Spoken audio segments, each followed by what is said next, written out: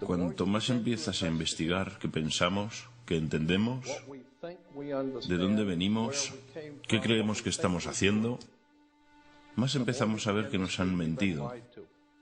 Todas las instituciones nos han mentido. ¿Qué te hace pensar que la institución religiosa sea la única que no lo ha hecho nunca? Las instituciones religiosas de este mundo están cubiertas de basura. Las instituciones religiosas de este mundo han sido creadas por las mismas personas que nos han dado a nuestro gobierno, a nuestra corrupta educación, que establece sus monopolios bancarios, porque a nuestros dueños les importa un bledo usted o su familia. Todo lo que les preocupa es aquello por lo que siempre se han preocupado: el control de todo el maldito mundo. Hemos sido desviados de la verdadera presencia divina en el universo, que los hombres han llamado Dios. No sé lo que es Dios, pero sé lo que no es. Y hasta que no estés preparado para considerar toda la verdad, y a donde pueda ir, a quién te puede llevar, si quieres mirar a otro lado o creerlo más fácil, entonces en algún punto descubrirás que estás jugando con la justicia divina. Cuanto más te educas a ti mismo, más entiendes de dónde vienen las cosas y más obvias se vuelven y empiezas a ver mentiras en todos lados. Tienes que conocer la verdad e investigar la verdad, y la verdad te devolverá la libertad. Lo encontrarán difícil aquellos que han tomado la autoridad como la verdad, en lugar de la verdad como autoridad.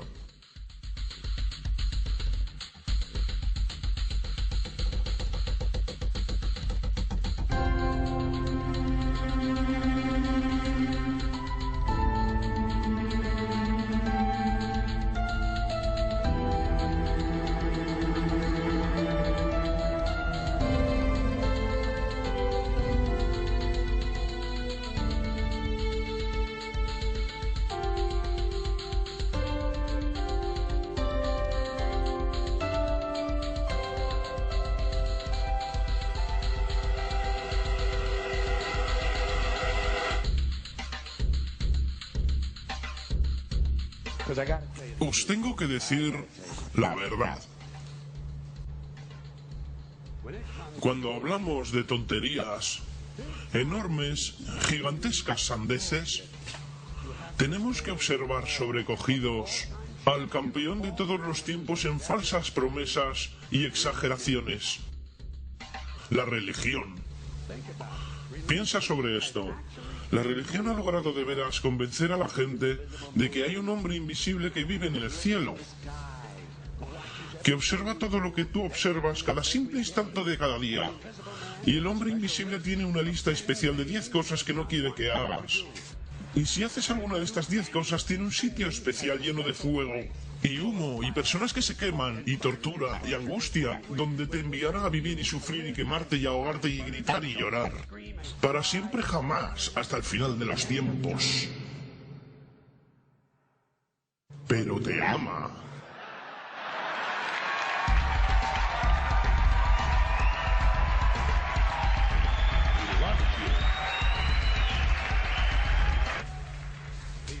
Te ama y necesita dinero. Siempre necesita dinero. Es omnipotente, perfecto, omnisciente y sabio, pero por alguna razón no sabe prescindir del dinero. Las instituciones religiosas reciben miles de millones de dólares, no pagan impuestos y siempre necesitan un poco más. Por si querías una historia falsa de las buenas, aquí la tienes. Mentira sagrada.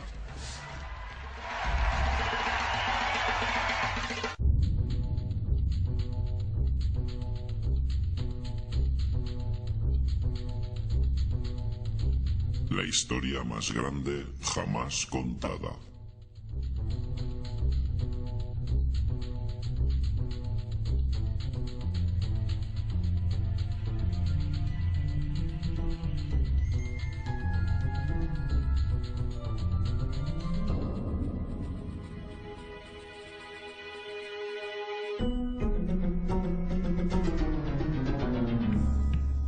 Este es el Sol.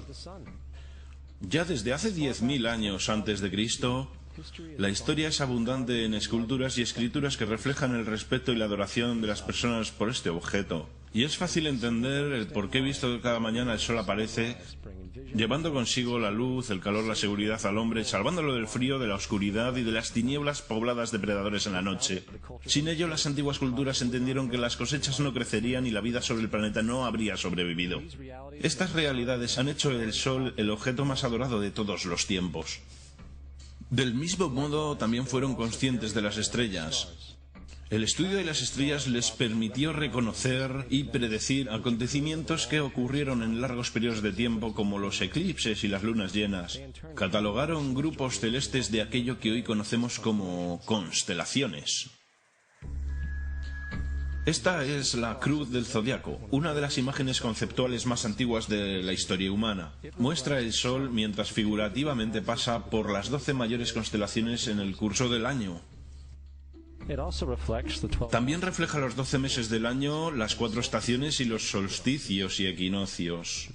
El término zodiaco se debe al hecho de que las constelaciones fueron antropomórficas o personificadas como figuras o animales. Las antiguas civilizaciones no se limitaron solamente a seguir el sol y las estrellas, personificaron con mitos elaborados que reflejaron sus movimientos y relaciones. El Sol, con sus calidades de portador de vida y salvador de vida, fue representado como representante del invisible Creador o Dios. También fue conocido como Dios Sol, la luz del mundo, el salvador de la humanidad. Del mismo modo, las 12 constelaciones representaron los sitios que Dios Sol visitó y fueron identificados por el nombre, generalmente representando sucesos naturales que ocurrían durante este periodo del año. Por ejemplo, Acuario, el portador del agua que traía las lluvias primaverales.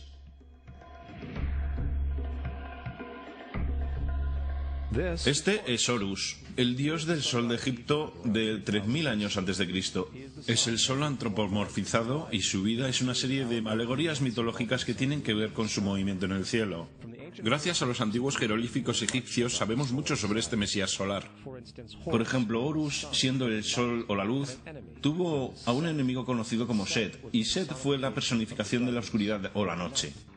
Y metafóricamente hablando, cada mañana Horus vencía la batalla contra Set, mientras que al atardecer Set vencía sobre Horus mandándolo al mundo subterráneo. Es importante notar que oscuridad contra luz o bueno contra lo malo siempre ha sido una de las dualidades mitológicas más conocidas y es expresada hoy día de muchos modos. Hablando en general, la historia de Horus es como sigue. Horus nació el 25 de diciembre de la Virgen Isis Meri. Su nacimiento fue acompañado por una estrella en el este, que a su vez 3 reyes siguieron para encontrar y adorar al nuevo Salvador. A la edad de 12 años fue un niño maestro, y a los 30 años fue bautizado por una figura conocida Anub y empezó así su ministerio. Horus tuvo 12 discípulos que viajaron con él. Hizo milagros como curar a los enfermos y caminar sobre el agua. Horus fue conocido por muchos hombres como la Verdad, Luz, el Sagrado Hijo de Dios, el Buen Pastor, el Cordero de Dios y muchos otros. Después de haber sido traicionado por Tifón, Horus fue crucificado, enterrado por 3 días y después resucitó. Estas cualidades originales de Horus al menos parecen permanecer en muchas culturas en el mundo, puesto que aparecen en muchas otras divinidades generalmente con la misma estructura mitológica. Atis de Frigia, nacido por la Virgen Nana el 25 de diciembre, crucificado y enterrado y después de 3 días resucitó. Krishna de la India, nacido de la Virgen de Baki con una estrella del este que señaló su llegada, hizo milagros con sus discípulos y a su muerte resucitó.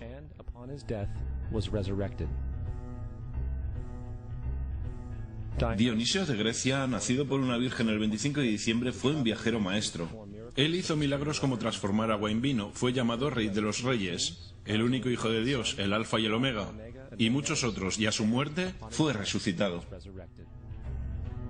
Mitra de Persia, nacido por una virgen el 25 de diciembre, tuvo 12 discípulos e hizo milagros, y a su muerte fue enterrado 3 días y después resucitó. También fue llamado la Verdad, la Luz y muchos otros.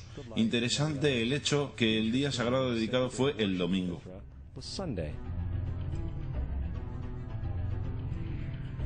La evidencia es que ha habido numerosos salvadores en diferentes periodos en todo el mundo que tienen las mismas características.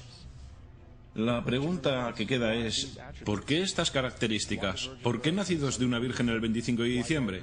¿Por qué muerto por 3 días e inevitablemente resucitado? ¿Por qué 12 discípulos? Para descubrirlo examinamos el más reciente de los mesías solares. Jesucristo, nacido de la Virgen María el día 25 de diciembre en Belén. Su nacimiento fue anunciado por una estrella en el este que 3 reyes magos siguieron para encontrar y adorar al nuevo Salvador. Fue un niño maestro a la edad de 12 años y a los 30 años fue bautizado por Juan Bautista. Así empezó su ministerio.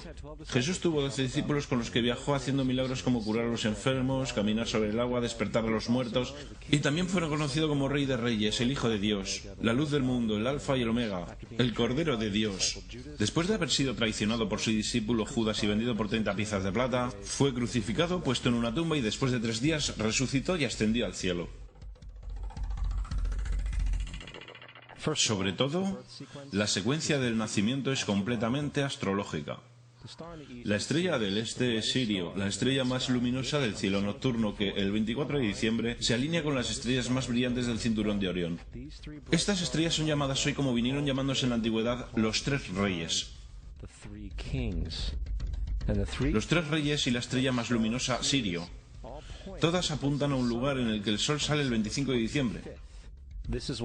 Esto es porque los tres reyes siguen la estrella del este, con el objetivo de encontrar el lugar del sol naciente, el nacimiento del sol.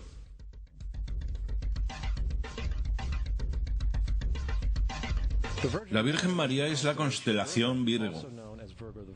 Virgo en latín significa virgen. El antiguo símbolo de Virgo es la M modificada.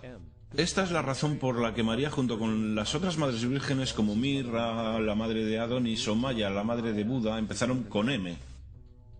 Virgo también es a veces llamado como la casa del pan, y la representación de Virgo es una virgen con un haz de trigo. Esta casa del pan y el símbolo del trigo representan agosto y septiembre, el tiempo de la recolección.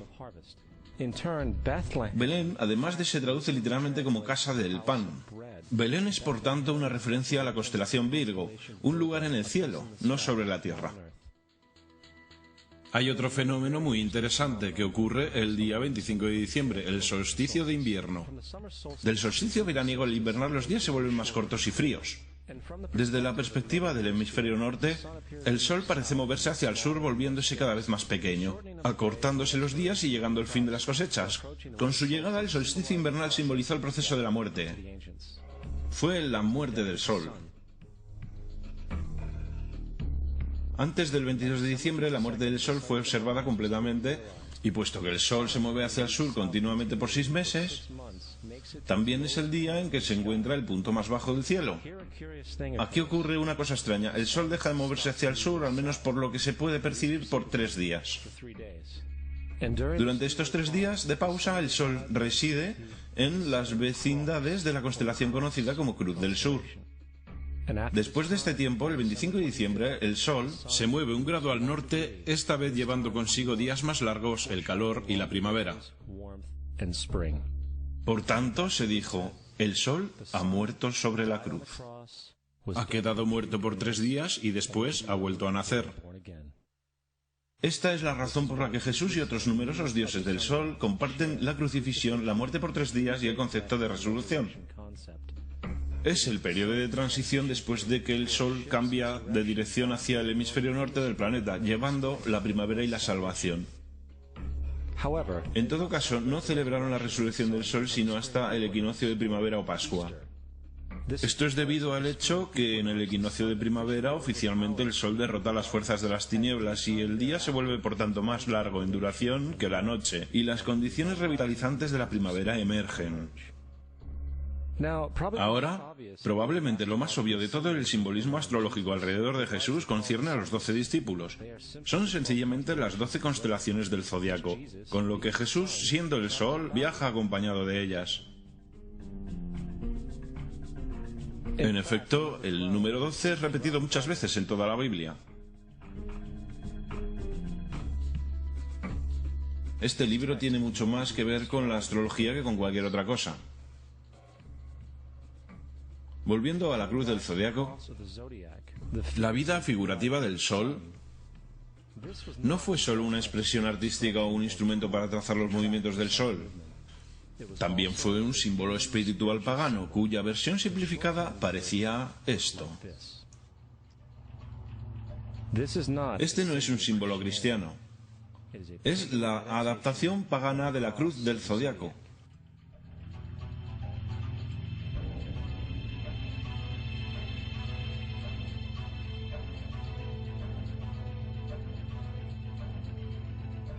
Es por esto que Jesús en el temprano arte oculto es mostrado siempre con su cabeza sobre la cruz. Porque Jesús es el sol, el Dios Sol, la luz del mundo, el Salvador levantado, quien voluntariamente viene otra vez, como cada mañana, la gloria de Dios que protege contra las obras de la oscuridad cuando es nacido otra vez, todas las mañanas, y puede ser visto venir en las nubes, en el cielo, con su corona de espinas o rayos de sol.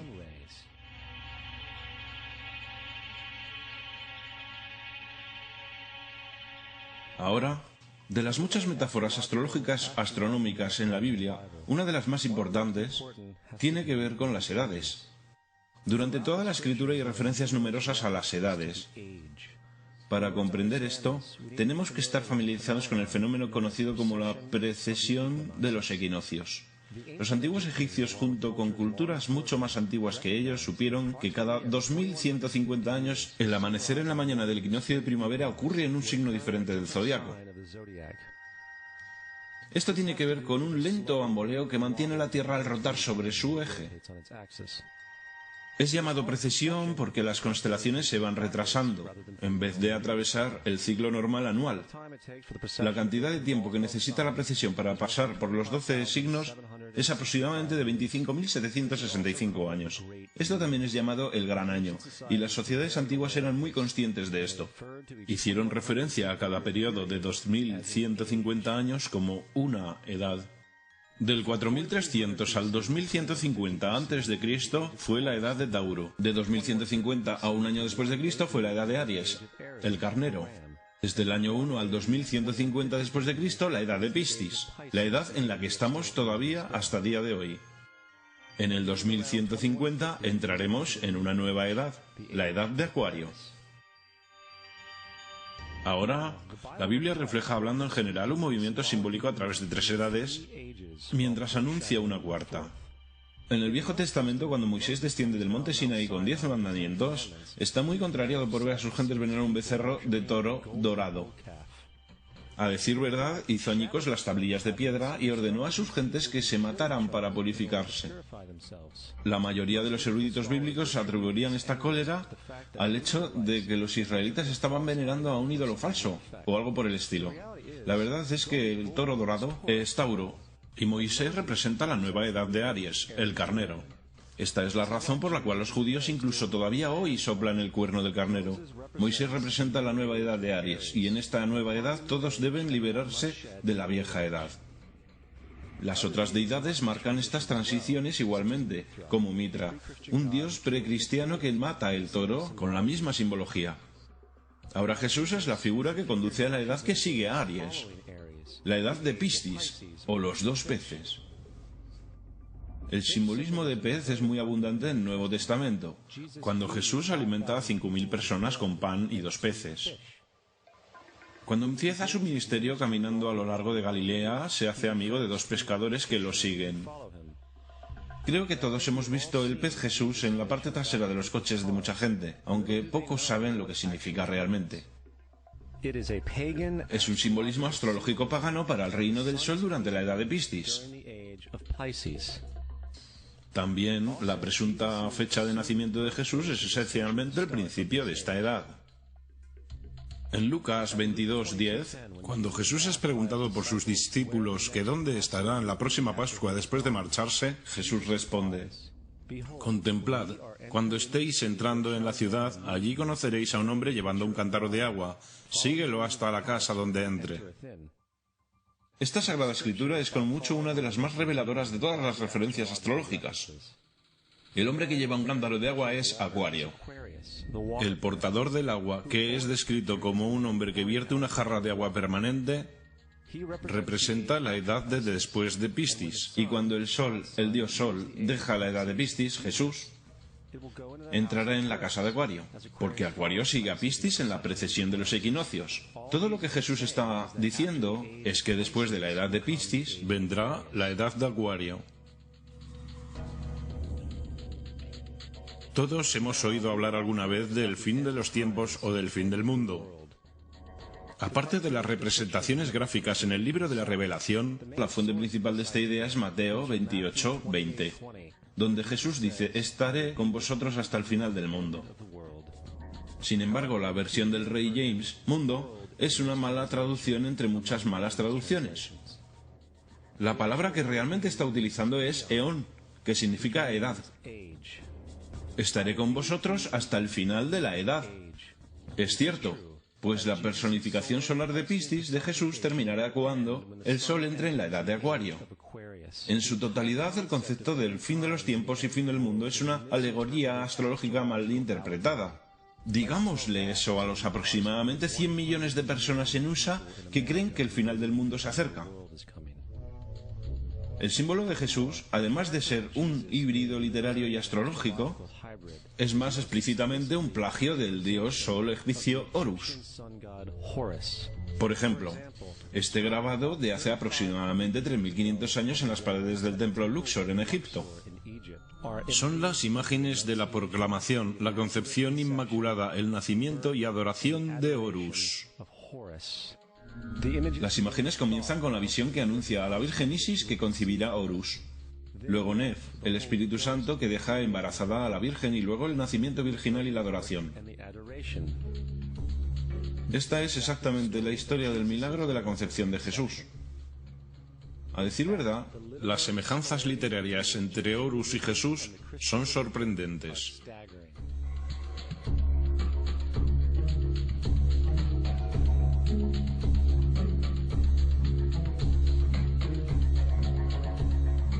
El plagio es continuo. La historia de Noé y el arca de Noé son tomadas directamente de la tradición. El concepto de la gran inundación es ubicuo en todo el mundo antiguo, con más de 200 diversas citas en diversos periodos y épocas. Sin embargo, llegamos a fuentes tan lejanas como la epopeya de Gilgamesh, de origen precristiano, escrito en 2600 a.C. Esta historia habla de una gran inundación ordenada por Dios, un arca de animales salvados sobre él, e incluso el lanzamiento y el regreso de la paloma. Todo esto en común con la historia bíblica, entre muchas otras semejanzas. Y luego hay una historia plagiada de Moisés. Sobre el nacimiento de Moisés se dice que fue puesto en una canasta y dejado a la deriva en un río para evitar el infanticidio. Después fue rescatado por una hija de la realeza y criado por ella como un príncipe. Esta historia del bebé en la canasta fue sacada directamente del mito de Sargón de Acadia, alrededor de 2250 a.C. Cuando nació Sargón fue puesto en una canasta para evitar el infanticidio y dejado a la deriva en un río. Fue rescatado y criado por Aquí, una reina matrona. Además, Moisés es conocido como el dador de ley, el dador de 10 mandamientos, la ley mosaica. Sin embargo, la idea de una ley que fue dada por Dios a un profeta sobre una montaña es también muy vieja. Moisés es solo un dador de ley en una larga línea de dadores de ley en una historia mitológica. En India, Mao fue el gran dador de ley. En Creta, Minos subió al monte Dicta, donde Zeus le dio las leyes sagradas. Mientras en Egipto estaba Mises, quien llevó tablas de piedra donde las leyes de Dios fueron escritas. Manu, Minos, Mises, Moisés. Y hasta los 10 mandamientos están sacados literalmente del hechizo 125 del libro de los muertos egipcio, en lo que en el libro de los muertos se leía: no he robado, se convirtió en no robarás; no he matado, se convirtió en no matarás; no he dicho las mentiras, se convirtió en no mentirás, etc. A decir verdad, la religión egipcia es la base fundamental de los principios de la teología judeocristiana. Bautismo, vida después de la muerte, sentencia definitiva, el alumbramiento virginal y la resurrección, la crucifixión, el arca de la alianza, la circuncisión, los salvadores, la sagrada comunión, la gran inundación, la Pascua, la Navidad, la Pascua de los judíos y mucho más, son todo atributos de ideas egipcias. Preceden al cristianismo y al judaísmo en mucho tiempo. San Justino, uno de los primeros historiadores y defensores del cristianismo, escribió: cuando decimos que Jesucristo, nuestro Maestro, fue concebido sin una unión sexual, fue crucificado, murió, resucitó y ascendió a los cielos, no proponemos nada diferente a lo que creen los llamados hijos de Júpiter. En un escrito diferente, San Justino dijo: nacido de una virgen, acepte esto en común con lo que usted cree de Perseo. Es obvio que Justino y los primeros cristianos sabían lo similar que era el cristianismo de las religiones paganas. Sin embargo, Justino tenía una solución. En lo que a él se refería, el diablo lo hizo. El diablo tenía la previsión de anteponerse a Cristo y creó estas características en el mundo pagano. Cristianismo fundamentalista, fascinante. Estas personas creen que el mundo tiene en realidad 12.000 años.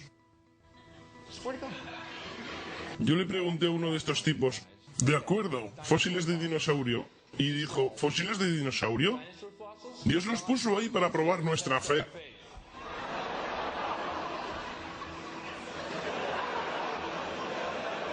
Pienso que Dios te puso aquí para probar mi fe, amigo.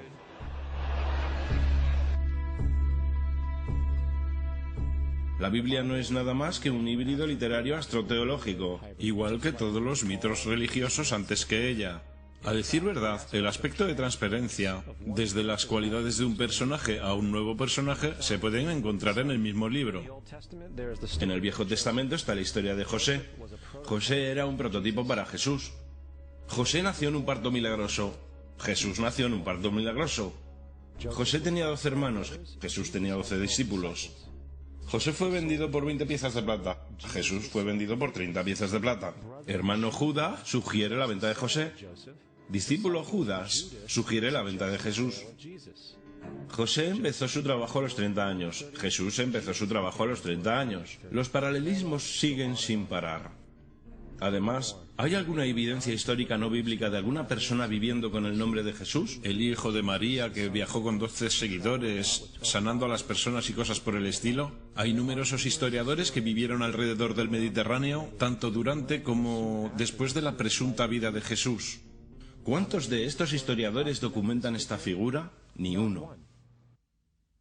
Sin embargo, esto no quiere decir que los defensores del Jesús histórico no hayan reclamado lo contrario. 4 historiadores son mencionados típicamente para justificar la existencia de Jesús. Pilinio el Joven, Suetonio y Tácito son los primeros 3. Sus notas constan de algunas frases que en el mejor de los casos solamente hacen referencia a los Cristos o al Cristo, que a decir verdad no es un nombre sino un título. Significa el ungido. El cuarto origen es Josefo, y esta fuente ha sido demostrada como una falsificación durante cientos de años. Desgraciadamente, todavía es citado como verdad. Uno pensaría que un tipo que resucitó de entre los muertos y ascendió al cielo para que todos los ojos lo vieran, que llevó a cabo la profusión de los milagros que se le atribuyen, habría logrado entrar en el registro histórico.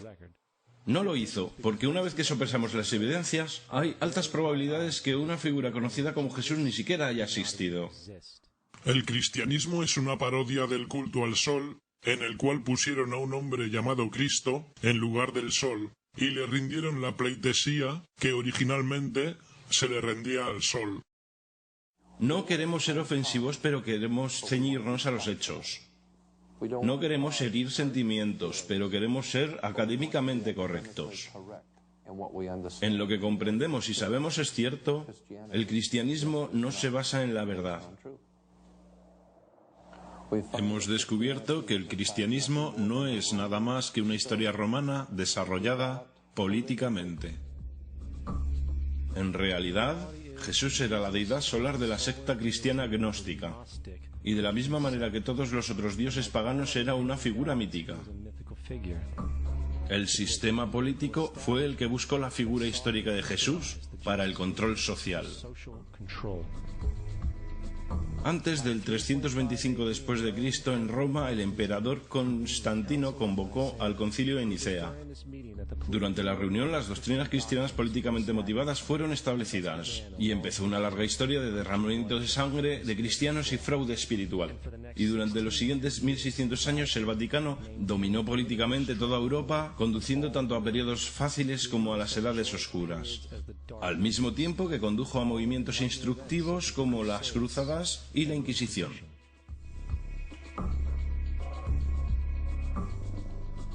El cristianismo, junto con todos los demás sistemas de creencias, es el fraude de la era. Sirvió para separar la especie del mundo natural y de un individuo a otro, y además respalda la sumisión ciega a la autoridad. Reduce la responsabilidad humana al efecto que Dios lo controla todo, y los crímenes a su vez horribles puedan ser justificados en nombre de la búsqueda divina. Y aún más importante, otorga poderes a aquellos que saben la verdad, pero usan el mito para manipular y controlar sociedades. El mito religioso es el dispositivo de más alcance creado nunca, y sirve como el suelo psicológico sobre el cual pueden prosperar otros mitos.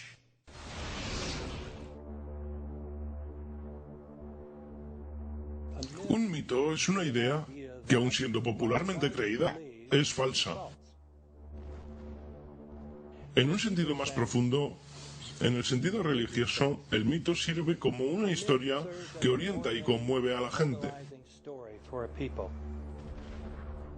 El foco del mito no es una relación de la historia con la realidad, sino con su función. Una historia no puede funcionar a menos que sea creída por la comunidad o la nación. No es un tema de debate que algunos tengan el mal gusto de cuestionar la veracidad de tal historia sagrada. Los guardianes de la fe no entran en debate con ellos. Ignoran o denuncian como blasfemo al que lo cuestione. Es erróneo, blasfemo y pecaminoso que sugiera, insinúe o ayude a otras personas a llegar a la conclusión que el gobierno de USA haya matado a 3.000 de sus propios ciudadanos.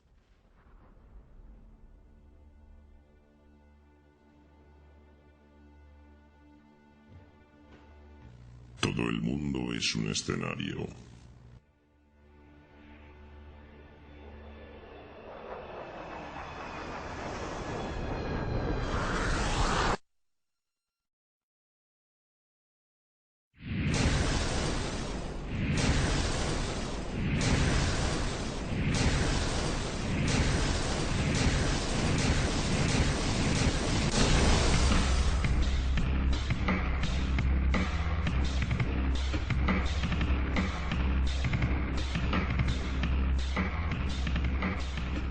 Como si un equipo de demolición lo hubiera volado. Como cuando se demole un edificio viejo, como cuando un edificio viejo está siendo dinamitado a propósito y volado. Cualquiera que alguna vez ha visto un edificio siendo demolido a propósito sabe que si uno va a hacer esto, tiene que llegar hasta la subinfraestructura del edificio para poder demolerlo.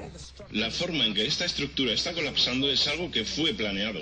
No es accidental que la primera torre haya colapsado y la segunda torre haya colapsado de la misma forma. ¿Cómo lograron esto? No lo sabemos. El edificio se transformó en polvo. No encuentras un escritorio, una silla, no encuentras un teléfono, una computadora. La pieza más grande de un teléfono que encontré era la mitad del teclado. Era así de grande. ¿Qué pasó con el hormigón? El hormigón fue pulverizado de río a río. Este polvo, 2 o 3 pulgadas de ancho. El hormigón fue simplemente pulverizado.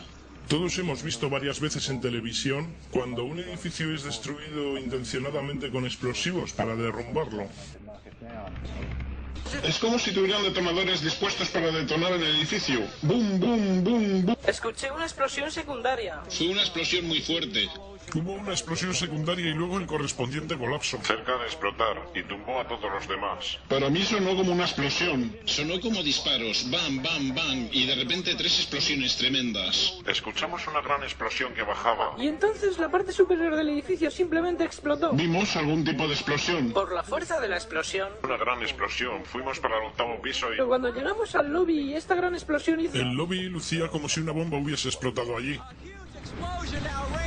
It's been a huge explosion that we all heard and felt. We just witnessed some kind of follow-up explosion. We heard a very loud explosion. A secondary explosion at Tower 1 camp. That is another bomb going off. He thinks that there were actually devices that were planted in the building.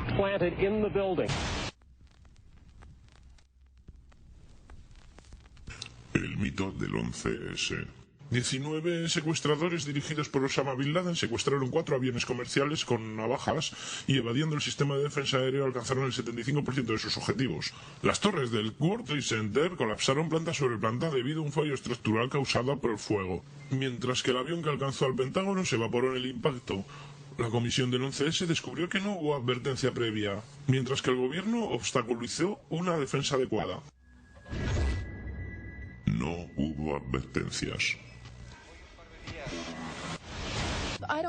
No creo que nadie hubiera podido predecir que trataran de usar un avión como un misil. Nadie en nuestro gobierno, al menos. No creo que el gobierno anterior hubiera podido prever que volaran aviones contra edificios. No hubo amenazas involucrando operaciones domésticas reales, implicando obviamente lo que sucedió, las ciudades, las aerolíneas, etc.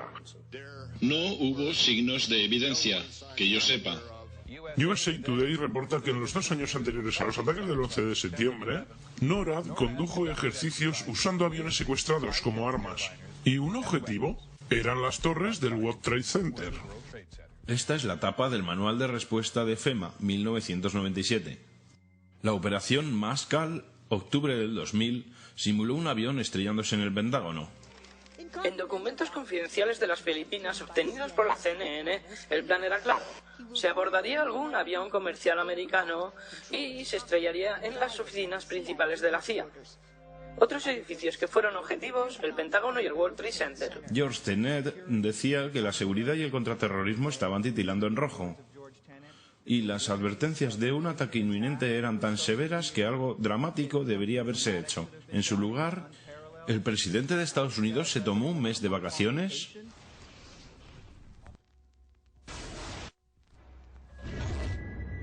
...19 secuestradores.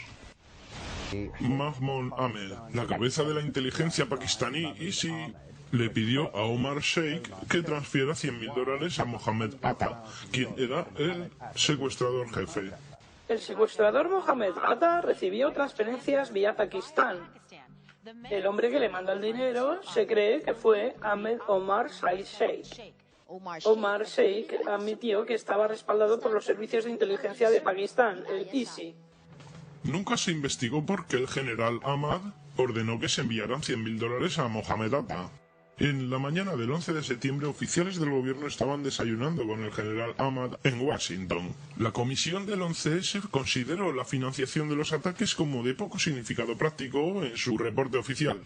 Si nos han dicho que 4 o 5 de los supuestos secuestradores estaban en cada uno de los vuelos, sus nombres deberían haber estado en las listas de pasajeros. Pero las listas que fueron publicadas no contenían ni los nombres de los supuestos secuestradores ni ningún nombre árabe. Sabemos que los que supuestamente fueron los secuestradores tenían sus casas, coches, tarjetas de crédito pagadas por el gobierno de USA. En realidad eran agentes. La evidencia fue también aparentemente planeada. El pasaporte de uno de los secuestradores fue supuestamente encontrado entre los escombros. Pasa a través de la bola de fuego, a través del lado del avión, y luego cae hasta el suelo sin ningún rasguño. Durante 6 meses reportaron que tenían este pasaporte. ¡Ey, lo tenemos! ¡Tenemos la prueba! Y entonces el tipo aparece y estaba todavía vivo. Varios de estos hombres están todavía vivos. No lo podía creer cuando el FBI me puso en su lista. Dieron mi nombre y mi fecha de nacimiento, pero no soy un suicida. Estoy aquí, estoy vivo. No tengo ni idea de cómo pilotar un avión. Al menos 6 de los secuestradores están aún vivos. El FBI, hasta día de hoy, no ha corregido su lista. No hay ninguna evidencia que conecte ninguno de los secuestradores vivos o muertos con Osama Bin Laden.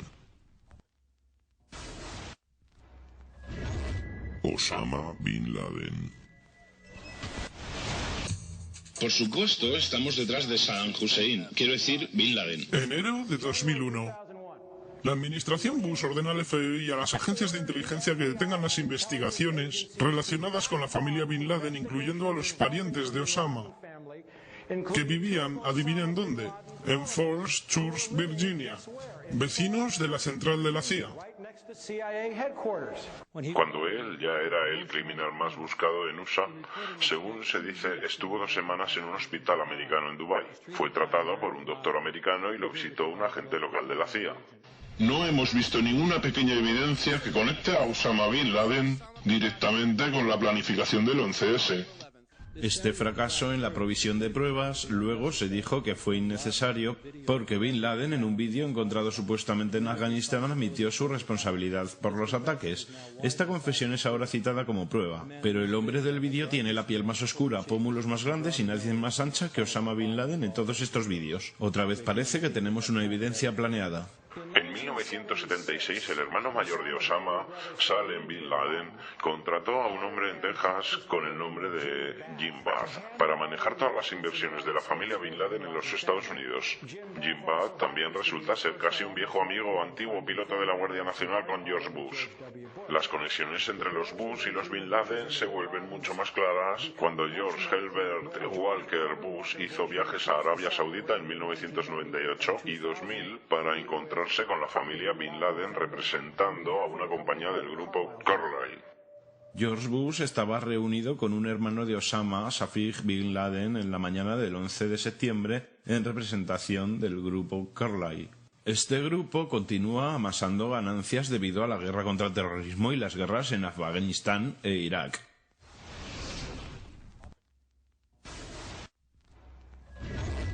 El Pentágono.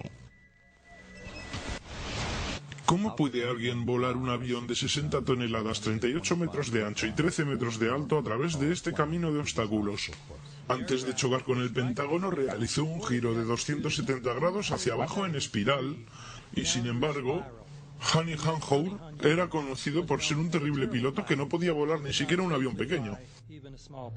Uno de los empleados de la escuela de vuelo dijo que a él no le importaba el hecho de que no pudiera aprobar el curso. Me sorprende que haya podido volar hasta el Pentágono. No podía volar en absoluto. No hay asientos, no hay cuerpos, no hay equipaje, solo ladrillos y piedra caliza.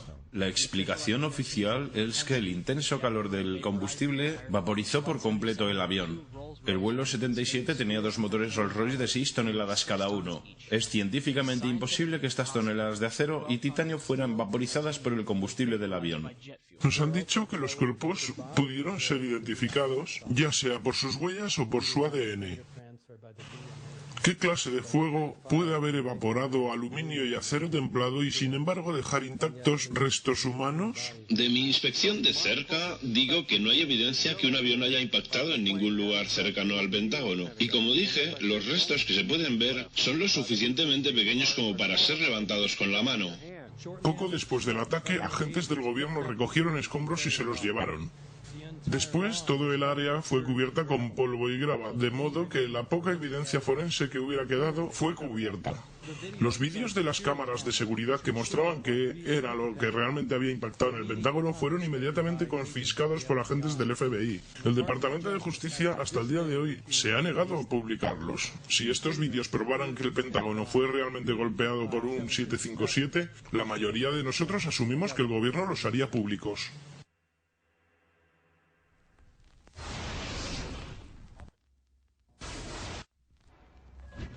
Shanksville. Parece como si no hubiera nada allí, excepto un hoyo en el suelo. Lo único que veíamos era un pozo humeante y algunos árboles rotos. Se podía ver gente trabajando, caminando alrededor del área. Pero por lo que pudimos ver no ha quedado mucho. ¿Algún resto del avión? No, no había nada. Nada que pueda indicar que un avión se ha estrellado ahí. Estos son unas fotos de un avión comercial accidentado en Nigeria. Este es el vuelo 93 estrellado en Shanksville.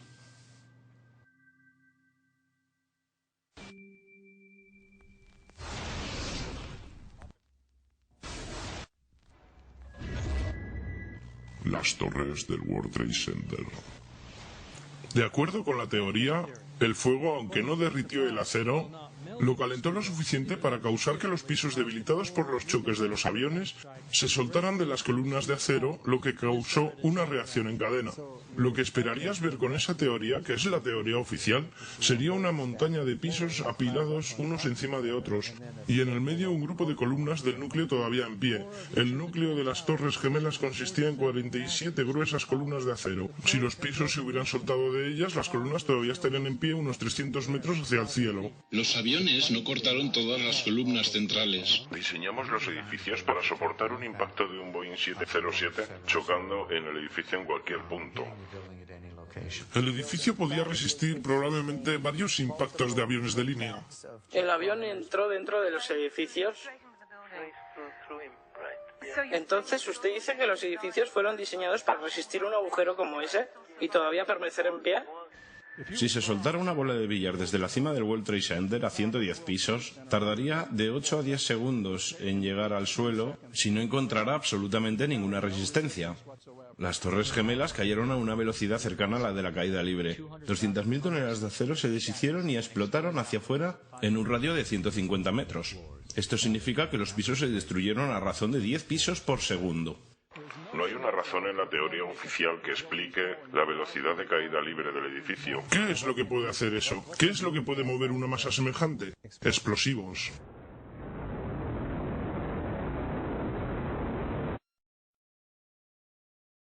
...47 enormes columnas de acero interconectadas. ¿Cómo haces que caigan simultáneamente de modo que el núcleo desaparezca? Parece como si las columnas hubieran sido cortadas. La forma en que lo hacemos es cortando las vigas en ángulo.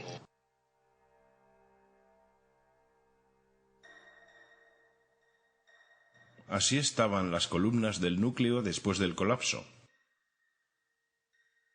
Nótese la forma del corte y el metal derretido. Comencé a pensar en el metal derretido. En los 3 edificios, en los escombros de ambas torres, en las áreas del subsuelo, en el edificio 7, están esos montones de metal derretido. 6 semanas después del colapso fueron documentadas zonas calientes a 1100 grados entre los escombros. Esos son 260 grados más que lo que el combustible aéreo puede dar. Bajas y ves acero derretido, deslizándose por los rieles, como si estuvieses en una fundición, como lava, un volcán. El acero derretido fue encontrado hasta 5 semanas después, cuando los escombros estaban siendo quitados. También fue encontrado el World Trade Center 7. Entonces buscó en los reportes oficiales. ¿Qué dicen del metal derretido? No dicen nada. Esperen un minuto. Esto es una evidencia importante. ¿De dónde vino? La termita es tan caliente que simplemente corta el acero. Acero estructural, por ejemplo, como un cuchillo corta mantequilla. Los productos son hierro derretido y óxido de aluminio que se expele como polvo. ¿Ven esas nubes de polvo? Se pueden imaginar cuando se juntan esos químicos a gran escala. Un análisis microscópico de electrones del metal derretido en el acero y las microesferas ricas en hierro encontradas en el polvo encontró restos exactos del compuesto explosivo termita. Termita es una marca patentada que se usa en la industria de la demolición. Montones de metal derretido bajaban más torres y luego de su colapso bajo el edificio 7. Pero el edificio 7 ni siquiera fue golpeado por un avión. Parte del problema es que la gente no sabe mucho sobre el edificio 7, debido al extraordinario secreto que rodea su colapso. Este es un rascacielos de 47 pisos. Este edificio cayó a las 17:25. No fue golpeado por un avión. Este edificio solo tenía incendios en 2 o 3 pisos y fue derrumbado por lo que sabemos que fue una demolición controlada. Justo como una demolición controlada, se hundió en el medio. El edificio simplemente se fue directamente hacia abajo, casi en caída libre. Primero vuelan una de las columnas centrales para que el edificio se caiga por sí mismo. El edificio 7 tuvo la clásica falla. Sus columnas centrales fueron voladas primero, de tal modo que no sufrieron daños estructurales los edificios que se encontraban a algunos metros de él. La explicación del gobierno a los 3 colapsos fue el fuego. Nunca antes o después del 11S, ningún edificio colapsó a causa del fuego. Las características del colapso de los edificios 1, 2 y 7 del World Trade Center encajan exactamente en el modelo de demolición controlada. Mencioné las explosiones bajo el sótano que ocurrieron segundos antes del choque del primer avión. Nuestra oficina estaba en el nivel B1. Estaba hablando con el supervisor a las 8:46. De repente escuchamos ¡boom! Una explosión tan fuerte que nos levantó. Y vino desde el sótano, entre los niveles B2 y B3. Y antes de decir nada, escuchamos ¡boom! El impacto del avión arriba. Estaba caminando por el pasillo principal del edificio y ahí fue cuando me tumbó. Quiero decir, el impacto de la explosión me tiró al suelo y ahí fue cuando todo empezó a suceder. De repente hubo otro impacto y los techos de las torres caían. De ahí fuimos a la torre 2 del World Trade Center y de repente todo empezó a pasar de nuevo. Algo más nos golpeó el suelo, se sintió en la base. Los pisos se hundían. Todo lo que estaba sucediendo. Conozco gente que murió en el sótano. Conozco gente que se quebró las piernas en el sótano. Gente que pasó por cirugía reconstructiva porque las paredes le golpearon en la cara.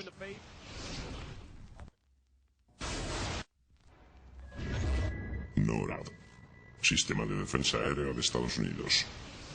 De acuerdo a los procedimientos operacionales estándar, si un controlador de vuelo del FAA nota algo que sugiera un posible secuestro, el controlador contactaría con sus superiores.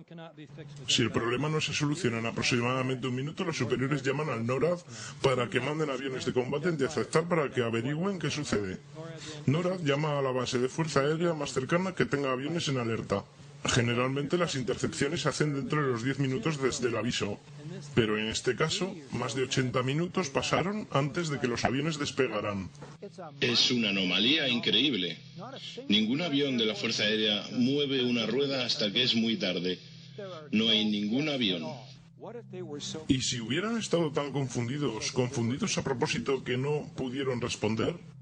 La razón por la que no sabían a dónde ir fue porque una cantidad de conflictivos ejércitos de juegos de guerra estaban desarrollándose. Incluían la aparición de puntos falsos en el radar bajo las pantallas de los radares del sector noreste de defensa aérea. Hola, Boston Center. Tenemos algunos problemas. Una aeronave secuestrada que va hacia Nueva York. Necesitamos que nos manden algunos F-16 o algo. Échennos una mano. NORAD, ¿es el mundo real o un ejercicio? Había otro ejercicio, Guerrero Vigilante, que era, de hecho, según una fuente de NORAD, un secuestro de un vuelo en el mismo momento, con solo 8 cazas disponibles y que debían ser enviados en pares. Estaban tratando con 22 posibles secuestros justamente el día 11 de septiembre, y no podían diferenciar los ejercicios de guerra de los verdaderos secuestros. En el 2000, NORAD logró interceptar en 67 ocasiones, 100% de efectividad. El 11 de septiembre fallaron 4 veces en un día. La mañana del 11S, Dick Cheney estaba a cargo de todas las operaciones de NORAD desde el búnker de comando bajo la Casa Blanca. Por lo menos uno de los juegos de guerra de esa mañana era una simulación sobre aviones estrellándose contra edificios. Comisión del 11S. Página 172. El gobierno de los Estados Unidos no ha podido determinar el origen de los fondos usados en los ataques del 11S. En definitiva, la cuestión es de poco significado práctico. Las autoridades no pudieron encontrar la fuente de los fondos, y entonces surge la más increíble y deshonesta declaración. En definitiva, la cuestión es de poca importancia. Es de enorme importancia. ¿No importa quién pagó por el 11S? El colapso del edificio 7 fue reconocido como especialmente difícil de explicar. El reporte de la Comisión del 11S explícitamente admite que no pudo explicar el colapso de este edificio. Ni siquiera lo menciona. Señor presidente, ¿por qué usted y el vicepresidente insisten en presentarse juntos ante la Comisión del 11S? Porque la Comisión del 11S nos quiere hacer algunas preguntas y es por eso por lo que nos estamos reuniendo. Y espero ansioso reunirme con ellos y contestar las preguntas. ¿Por qué se presentan juntos en lugar de separadamente como fue pedido? Porque es una buena oportunidad para que nosotros dos contestemos las preguntas de la Comisión del 11S, que esperan ansiosos a preguntarnos, y estoy ansioso por contestarles. Veamos.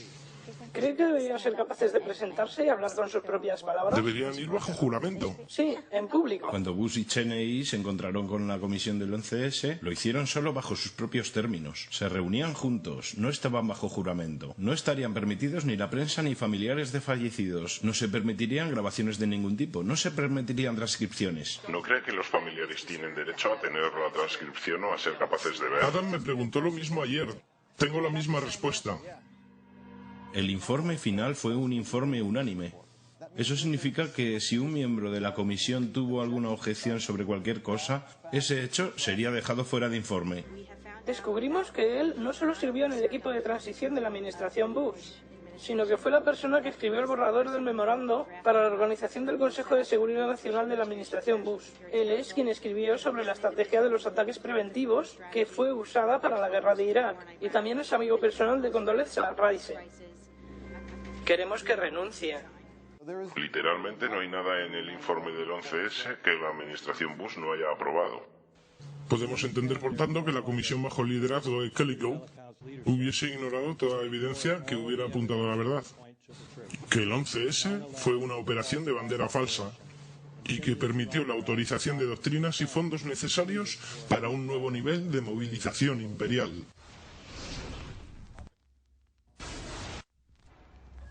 Terrorismo. Terrorismo se define como uso sistemático del terror que se manifiesta con violencia o intimidación para generar miedo. Armed with knives, armed with chemical, biological, nuclear weapons. Fanatics, terrorists, September 11th. September 11th, killers, September 11th. Terrorists, terrorists of Al-Qaeda, terrorists, nuclear weapons, terrorists. 9/11, terror, terrorist, evil. September 11th, September 11th. The terrorists, war and danger. September 11th, terrorism, global terrorism, terrorism, terrorists, terrorists, terrorists, terrorists, terrorists, the terror, terrorists, terrorist, terrorism. September 11th, global terrorism, terrorists, terrorism. September 11th, world terrorism, terrorism. September 11th, global terrorism. September the 11th, terror. Weapons of mass destruction. September the 11th, terrorists, the evil terrorists, no. Terrorismo. Las palabras son repetidas hipnóticamente. Terrorismo, terroristas, amenaza terrorista y, por supuesto, se cree que está vinculado con Al-Qaeda. Pero, ¿es esto llamado guerra contra el terrorismo, que está en nuestras caras prácticamente todo el tiempo, una obsesión ineludible de nuestra existencia? Un día nuestros nietos mirarán hacia nuestro tiempo y preguntarán: ¿cómo se ganó la guerra contra el terror?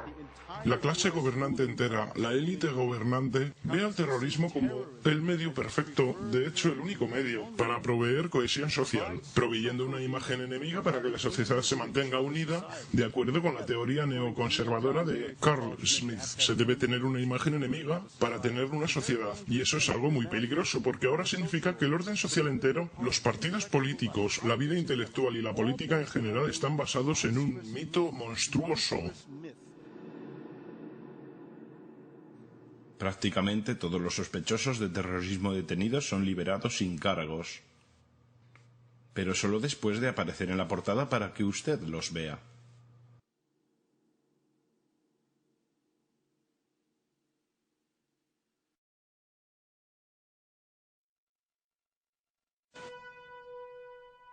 Terrorismo. Técnica utilizada por los gobiernos para manipular la opinión pública con el fin de promover una agenda. Mira lo que la CIA ha hecho en este país. Lo que nos han hecho es increíble. Mira los actos terroristas que ocurrieron. La CIA estuvo involucrada en la mayoría, si no en todos ellos. Tenemos los cuarteles de los marines, la embajada de Kenia. Tuvimos Paman 103, tuvimos Hughes Call.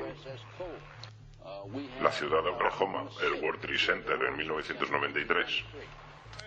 Con ayuda de los terroristas se voló el World Trade Center la primera vez. Ellos tenían las bombas, ellos tenían sus licencias de conducir.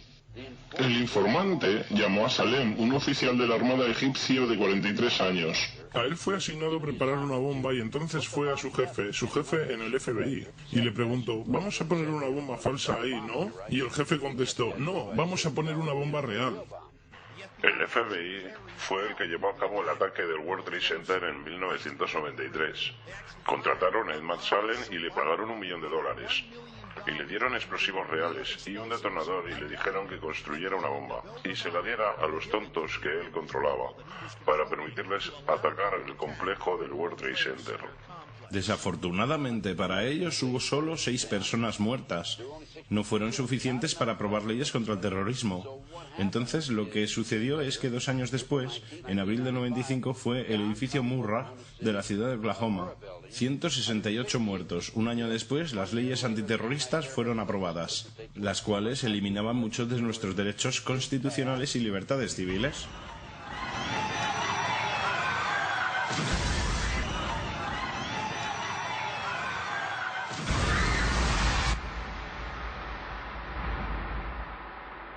Tres trenes y un autobús fueron explotados, matando a 56 personas.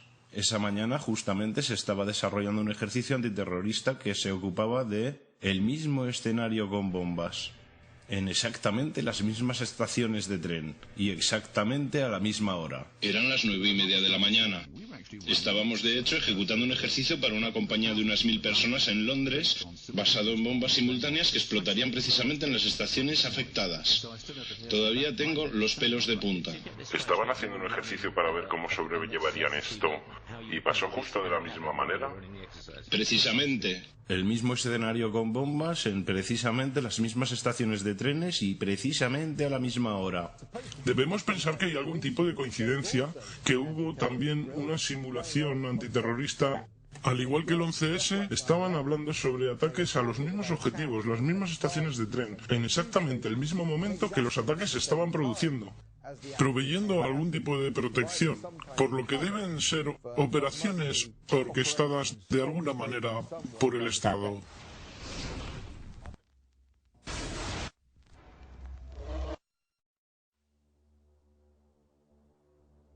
La verdad del 11S. Componentes criminales de dentro del gobierno de los Estados Unidos realizaron un ataque bandera falsa sobre sus propios ciudadanos para inducir a la opinión pública a que apoye su agenda. Han estado haciendo esto por años. 11S fue un trabajo interno. Estoy horrorizado de la cantidad de gente en este país que no piensa. Se supone que tenemos que entender que hay un tipo árabe allá en las montañas que financió el ataque más elaborado a este país. ¿Piensan realmente que unas personas metidas en una cueva pudieron ser capaces de detener al NORAD? ¿Piensan realmente que unas personas en una cueva fueron capaces de hacer que todo esto sucediera? Cuando pienso en cuántos americanos han sido asesinados en Nueva York, y creyendo como creo que esto fue planeado, esta es una operación que los nazis utilizaron una y otra vez. América ha sido engañada una vez más. No hace falta decirles que las cosas están mal. Todo el mundo sabe que están mal. El dólar cuesta menos, los bancos están quebrando, los vendedores guardan un arma bajo el mostrador, los delincuentes reinan en las calles y no hay nadie en ningún sitio que sepa qué hacer, no hay fin para eso. Sabemos que el aire no es apto para respirarlo y que la comida no es apta para ser comida. Nos sentamos frente a la tele mientras algún locutor nos dice que ha habido 15 homicidios, 63 crímenes violentos, como si fuera algo normal. Pero nosotros sabemos que está mal, es una locura, es como si todo en todas partes estuviera enloqueciendo. Así que no salimos más, nos quedamos sentados en nuestra casa y lentamente el mundo en el que vivimos se vuelve más pequeño y todo lo que decimos es por favor, al menos déjennos tranquilos en nuestra sala de estar. Déjenme tener mi tostadora, mi tele, mi radio y no diré nada, solo déjennos tranquilos. Bueno, no quiero dejaros tranquilos, quiero haceros enojar. No quiero que protesten, no quiero que escriban a los miembros del Congreso porque no sé qué decirles que escriban. No sé qué hacer con la depresión, la inflación, los rusos, el crimen en las calles. Todo lo que sé es que primero deben enojarse. Tienen que decir, soy un ser humano, maldita sea. Mi vida tiene valor.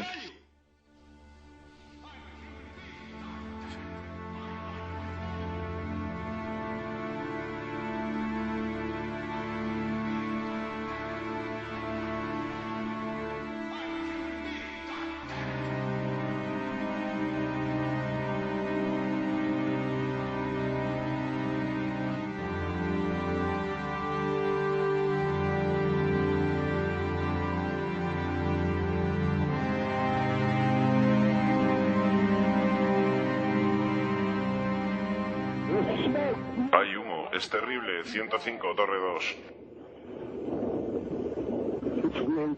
Es realmente horrible, es negro, árido. Mi esposa piensa que estoy bien, llamé y dije que estaba dejando el edificio, estaba bien y entonces ¡bang! 3 de nosotros, 2 ventanas rotas.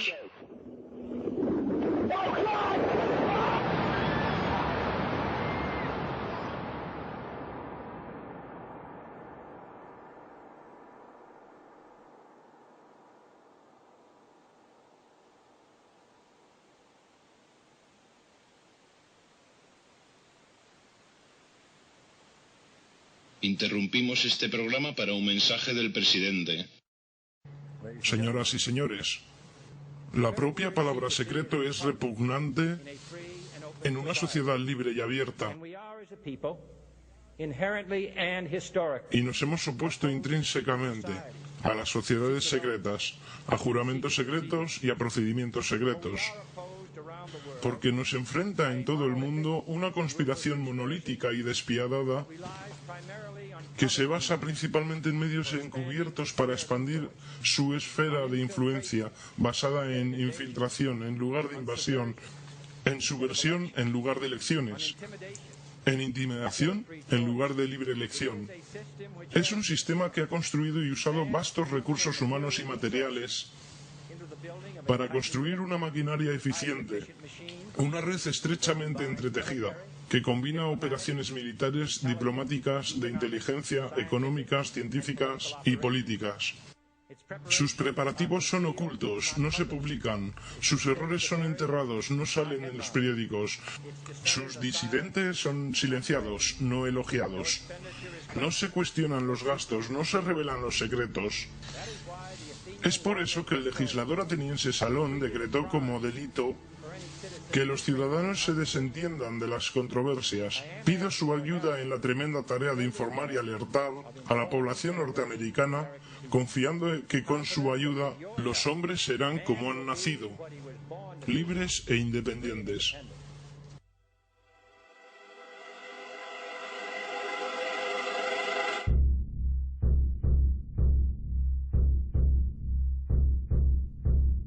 No prestes atención a los hombres detrás de la cortina.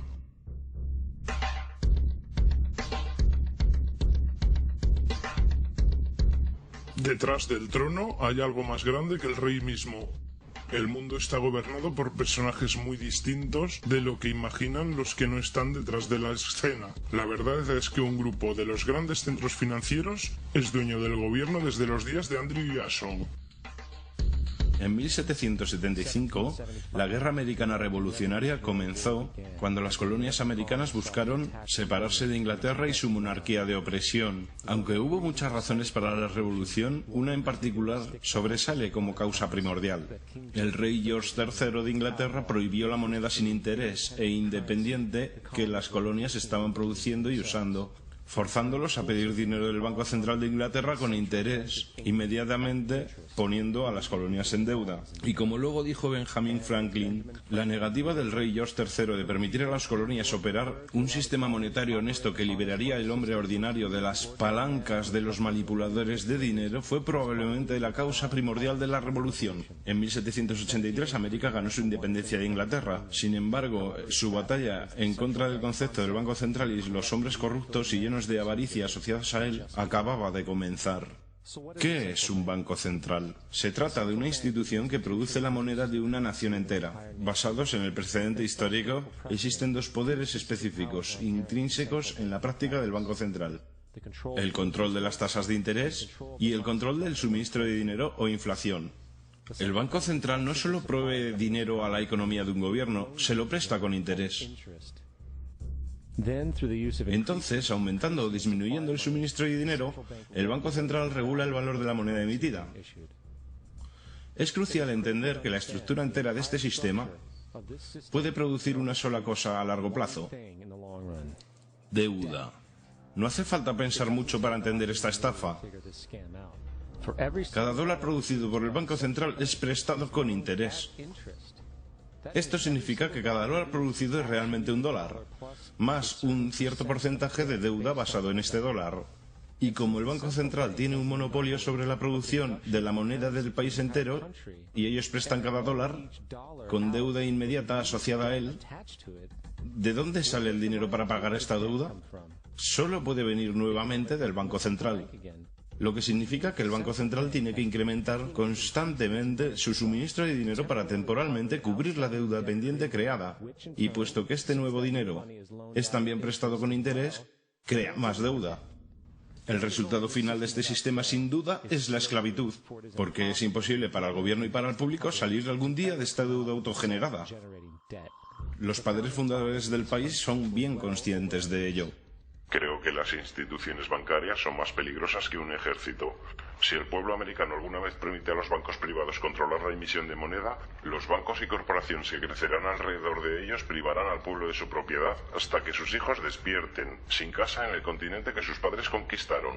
Si quieren seguir siendo esclavos de los banqueros y pagar por el costo de su propia esclavitud, permítanles continuar creando el dinero y controlando el crédito de la nación. A principios del siglo XX, los Estados Unidos habían ya implementado y eliminado algunos sistemas de banco central que fueron estafando a través de crueles intereses bancarios. En ese momento, las familias dominantes de los bancos y negocios del mundo eran los Rockefeller, los Morgan, los Warburg y los Rothschild. A principios del siglo intentaron instalar una vez más leyes para crear otro banco central. Sin embargo, sabían que el gobierno y el público desconfiaban, así que necesitaron crear un incidente para afectar a la opinión pública. Así, J.P. Morgan, conocido públicamente como un conocedor financiero de la época, aprovechó su influencia masiva publicando rumores de que un banco prominente de Nueva York era insolvente o había quebrado. Morgan sabía que esto causaría histeria masiva y que a la vez afectaría a otros bancos, y así fue. El público, temiendo perder sus depósitos, comenzó masivamente a retirar su dinero y, consecuentemente, los bancos fueron forzados a reclamar sus préstamos, obligando a vender sus productos, y así comenzó una espiral de quiebras, reposesiones y desorden. Poniendo las piezas en orden unos años más tarde, Freddie Callen, de la revista Life, escribió: los intereses de Morgan tomaron ventaja para precipitar el pánico en 1907, guiándolo astutamente mientras sucedía. Sin consciencia del fraude, el pánico de 1907 tuvo una investigación parlamentaria del Congreso, dirigida por el senador Nelson, quien tenía lazos íntimos con los monopolios bancarios, y luego formó parte de la familia Rockefeller por casamiento. La comisión dirigida por Nelson Aldrich aconsejó que debería crearse un banco central para evitar que un pánico como el de 1907 volviera a repetirse. Esta fue la chispa que los banqueros internacionales necesitaban para iniciar su plan. En 1910 hubo una reunión secreta en la propiedad de Morgan en Jekyll Island, en las costas de Georgia. Ahí fue donde se escribió la ley del Banco Central, llamada Acta de la Reserva Federal. Fue escrita por banqueros, no legisladores. La reunión fue tan secreta, tan oculta al conocimiento del gobierno o el público, que las 10 personas que formaron parte camuflaron sus nombres cuando salieron de la isla. Después de elaborar esta ley, fue entregada a su promotor político, Nelson Aldrich, para introducirla en el Congreso. Y en 1913, con fuerte patrocinio político de parte de los banqueros, Woodrow Wilson fue presidente, habiendo ya aceptado firmar el Acta de la Reserva Federal a cambio de apoyo en su campaña. 2 días antes de Navidad, cuando la mayor parte del Congreso estaba en casa con sus familias, el acta fue votada positivamente. Wilson a su vez lo hizo ley. Años después, Wilson escribió arrepentido: nuestra gran nación industrial está controlada por un sistema de crédito. Nuestro sistema de crédito está concentrado en manos privadas. El crecimiento de la nación y por consiguiente de todas nuestras actividades está en manos de unos pocos hombres quienes, por motivos de sus propias limitaciones, congelan, frenan y destruyen la genuina libertad económica. Nos hemos transformado en uno de los peores gobernados, uno de los más completamente controlados y dominados de los gobiernos del mundo civilizado. Ya no hay gobierno de libre opinión, ya no hay gobierno de convicciones y de voto de la mayoría, sino un gobierno de la opinión y coacción de un pequeño grupo de hombres dominantes. El congresista Lois McFadden también expresó la verdad después de la aprobación de la ley. Un sistema bancario mundial está siendo preparado aquí, un superestado de banqueros internacionales que actúan conjuntamente para esclavizar al mundo en pos de su propio placer. El Banco Central ha usurpado al gobierno. Al público se le dijo que el sistema de reserva federal era un estabilizador económico y que la inflación y la crisis económica serán algo del pasado. Como muestra la historia, nada está más lejos de la verdad. El hecho es que los banqueros internacionales ahora tienen una máquina ajustada para expandir sus ambiciones personales. Por ejemplo, entre los años 14 y 19, la Fed incrementó el suministro de dinero a casi un 100%, traducido en grandes préstamos a los bancos pequeños. Ahora, en 1920, la Fed retiró porcentajes masivos de suministro de dinero, forzando así a los bancos menores a cancelar su enorme cantidad de préstamos, y como en 1907 hubo crisis bancarias, quiebras y el subsiguiente colapso, más de 5.400 bancos competitivos fuera de la Fed colapsaron. Esto consolidó aún más el monopolio de un pequeño grupo de banqueros internacionales. Al tanto de este crimen, el congresista Lindbergh se puso de pie y dijo en 1921: bajo el Acta de la Reserva Federal, los pánicos son creados científicamente. El pánico actual es el primero creado científicamente y funcionó como calculamos una ecuación matemática. Sin embargo, el pánico del 20 solo fue un precalentamiento. Del 21 al 29, la Fed otra vez incrementó el suministro de dinero, otra vez resultando en grandes préstamos al público y a los bancos.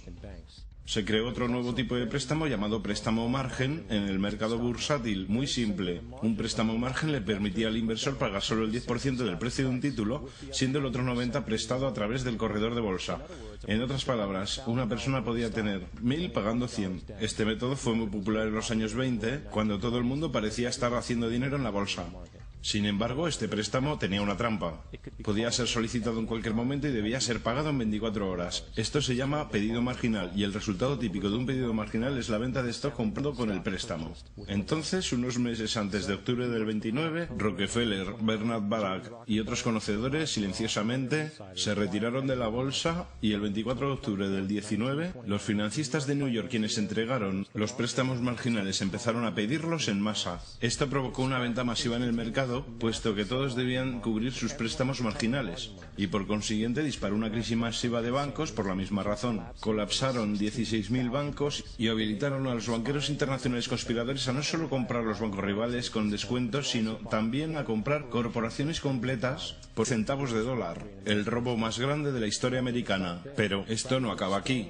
En lugar de expandir el suministro de dinero para recuperarse del colapso económico, la Fed realmente lo redujo, alimentando así a la depresión económica más fuerte de la historia. Louis McFadden, ya viejo oponente del cartel bancario, comenzó a pensar procedimientos de destitución contra el directorio de la Reserva Federal, diciendo que la caída y la depresión fue cuidadosamente planeada. Los banqueros internacionales buscaron crear una situación de desesperación, así ellos podían surgir como los dueños de todos nosotros. Después de 2 intentos de asesinato, McFadden fue envenenado en un banquete antes de que pudiera comenzar con los procedimientos de destitución. Ahora, habiendo reducido a la sociedad a la miseria, los banqueros de la Reserva Federal decidieron que el patrón oro debía ser eliminado.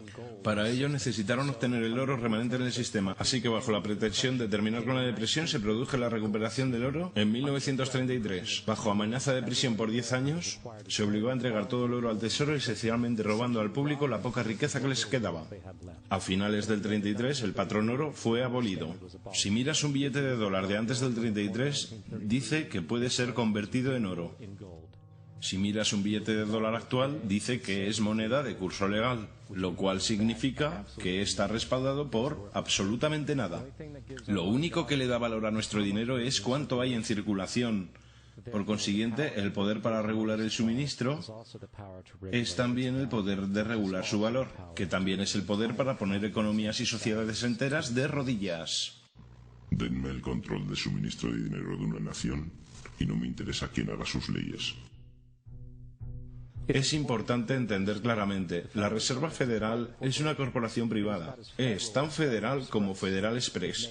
Crea sus propias políticas y opera virtualmente sin regulación del gobierno de los Estados Unidos. Es un banco privado que presta toda la moneda con interés al gobierno. Es una copia del Banco Central fraudulento del que el país buscó escapar cuando declaró su independencia en la Revolución. Volviendo a 1913, el Acta de Reserva Federal no fue la única ley anticonstitucional que se mandó al Congreso. También impusieron el impuesto federal al ingreso. Hay que aclarar que la ignorancia del público americano frente al impuesto federal al ingreso es un testamento de cuán entorpecida e inconsciente es realmente la población americana. El impuesto federal al ingreso es completamente anticonstitucional porque es un impuesto directo y no igualitario. Todos los impuestos directos deben de ser igualitarios para ser legales. Segundo, el número requerido de estados para ratificar la enmienda para permitir el impuesto federal al ingreso no fue alcanzado nunca. Esto ha llegado a ser citado en juicios incluso en casos modernos. Tercero, hoy aproximadamente el 35% del ingreso promedio de un trabajador se le quita a través de este impuesto. Esto significa que trabajas 4 meses al año para cumplir con esta obligación impositiva. Este dinero sirve para pagar el interés de la moneda producida por el banco fraudulento de la Reserva Federal, un sistema que no debe existir. El dinero que generas durante 4 meses al año va literalmente a los bolsillos de los banqueros internacionales, dueños del banco privado de la Reserva Federal. Y cuarto, aún con la afirmación fraudulenta del gobierno sobre la legalidad del impuesto al ingreso, no existe literalmente ningún estatuto ni ley en existencia que le requiera a usted pagar este impuesto. Realmente esperaba que por supuesto hubiera una ley que pudiera señalar en el libro de leyes que requiera que presentes el retorno del impuesto. Estuve en un punto donde se puede encontrar el estatuto que claramente haga a una persona culpable, al menos no a mí y a la mayor parte de la gente que conozco. Así que no tuve más remedio que renunciar. Basado en la investigación que hice durante el año 2000 y que aún estoy haciendo, no he encontrado esa ley. Le he preguntado al Congreso a un montón de gente, le he preguntado al comisionado de Hacienda. Y no pueden contestar, porque si contestan el pueblo americano sabrá que todo esto es un fraude. No he presentado un impuesto federal de ingresos desde que renuncié. No he presentado un retorno de impuestos desde 1999. El impuesto al ingreso es nada menos que la esclavización del país entero. Ahora, con el control de la economía y el robo perpetuo de riqueza, es solo un lado del cubo de Rubik que los banqueros tienen en sus manos. La próxima herramienta para ganancia y control es la guerra. Desde el origen de la Reserva Federal en 1913, un número de grandes y pequeñas guerras han comenzado. Las 3 más pronunciadas son la Primera Guerra Mundial, la Segunda Guerra Mundial y Vietnam. En 1914 las guerras europeas empezaron centradas alrededor de Inglaterra y Alemania. El pueblo americano no quería saber nada de la guerra y el presidente Wilson públicamente declaró la neutralidad. Sin embargo, bajo la superficie, la administración americana buscaba alguna excusa para poder entrar en la guerra. En una notoria observación hecha por el secretario de Estado William Jennings, los grandes intereses bancarios estaban profundamente interesados en la guerra mundial debido a las oportunidades de grandes ganancias. Es importante entender que lo más lucrativo que puede ocurrir a los banqueros internacionales es la guerra, porque obliga a un país a pedir aún más dinero del Banco de la Reserva Federal con interés. El asesor principal y mentor de Wilson era el coronel Edward House, un hombre de conexiones íntimas con los banqueros internacionales que querían entrar en la guerra. En una conversación documentada entre el coronel House, asesor de Wilson, y Sir Edward Grey, canciller de Inglaterra, sobre cómo hacer entrar a América en la guerra, Grey preguntó: ¿qué harían los americanos si los alemanes hundieran un crucero con pasajeros americanos a bordo? House respondió: creo que una llamada de indignación barrería a los Estados Unidos y sería suficiente para llevarnos a la guerra. Así que el 7 de mayo de 1915, bajo esencialmente sugerencia de Grey, un barco llamado Lusitania fue enviado intencionadamente a aguas controladas por Alemania, donde se sabía que había barcos militares alemanes.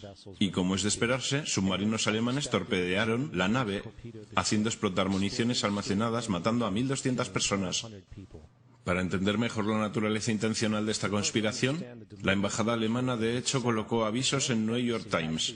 Dijeron a la gente que si abordaban el Lusitania lo hicieran a su propio riesgo, porque pasaría navegando de América a Alemania a través de la zona de guerra y se arriesgaba a ser destruido.